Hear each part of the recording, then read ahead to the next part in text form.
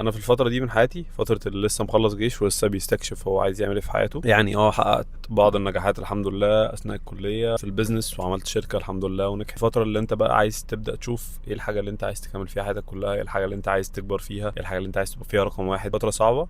وانا ساعات بنسى ان هي المفروض تبقى فتره صعبه وبتضايق. يعني ساعات انا بنسى بيني وبين نفسي ان هي الطبيعي ان تكون فتره صعبه، فتره انتقاليه، فتره انت لسه بتشوف انت هتستقر في ايه وهتعمل ايه، بتشوف انت هتتجوز امتى، بتشوف انت هتشتغل ايه، بتشوف ايه المجال اصلا.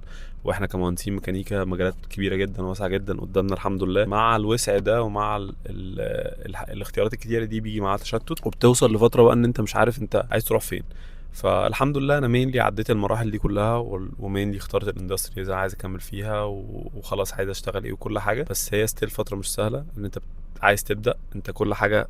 الفيجن في دماغك او اللي انت عايز تعمله في دماغك، بس لسه مفيش حاجه في ايديك ملموسه، مفيش حاجه بتعملها النهارده عشان تحس بنفسك ان انت انا عملت حاجه النهارده، عشان تيجي تنام بالليل تحس ان انت اشتغلت او عملت حاجه. هي دي الفتره اللي انا فيها، فانا برضو قلت اشارك معاكم عشان متاكد ان دي فتره بتعدي كل الناس اللي بعد فتره الجيش بالذات او بعد التخرج. لو انت ما عندكش جيش متاكد ان باذن الله ربنا هيكرمني وهيوفقني ان شاء الله في اللي انا بعمله، او هيوفقني في حاجه تانية على حسب ربنا شايف ايه الاحسن. ثقه في الله، يعني ثقه في الله، ثقه في الله ان شاء الله. هنكسر الدنيا ان شاء الله باذن الله. انا واثق في ربنا في الحته اللي انا هشتغل فيها والحته اللي هكمل فيها ان شاء الله ربنا يكرم.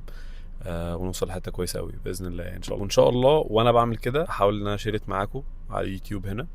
دي اكتر بلاتفورم انا بقى حسيت ان انا مرتاح ان انا اصور وانزل عليها. ممكن عشان الفيديوز ما بتجيبش فيوز، وعشان حاسس ان الفيديو هيطلع له عشان هو انترستد فيه، مش عشان في الجوريزم او في هوك بعمله او في ايديت معين او في حاجه بتعملها عشان تشد الناس ان هي تتفرج. الناس بتتفرج عشان الكونتنت بتاع الفيديو نفسه، ممكن يتفرج على فيديو 6-7 دقايق عشان الكونتنت عاجبه، على عكس واحد عايز فيديو 30 ثانيه او 60 ثانيه علشان بس ايه يحس بنوع من ساتسفاكشن، يشوف حاجه عجبته، يتريق، يهزر، يضحك. فبحس ان الكونتنت على اليوتيوب مور فاليبل، والناس بتيجي هنا عشان تتعلم او بتيجي عشان تجيت انسبايرد او بتيجي عشان تفهم معلومه. فبحس ان انا مرتاح اكتر على اليوتيوب ان انا اشير الجيرني بتاعتي عليه، وتكون دوكيومنتيشن لكل حاجه هعملها وبعملها. وش مي لك.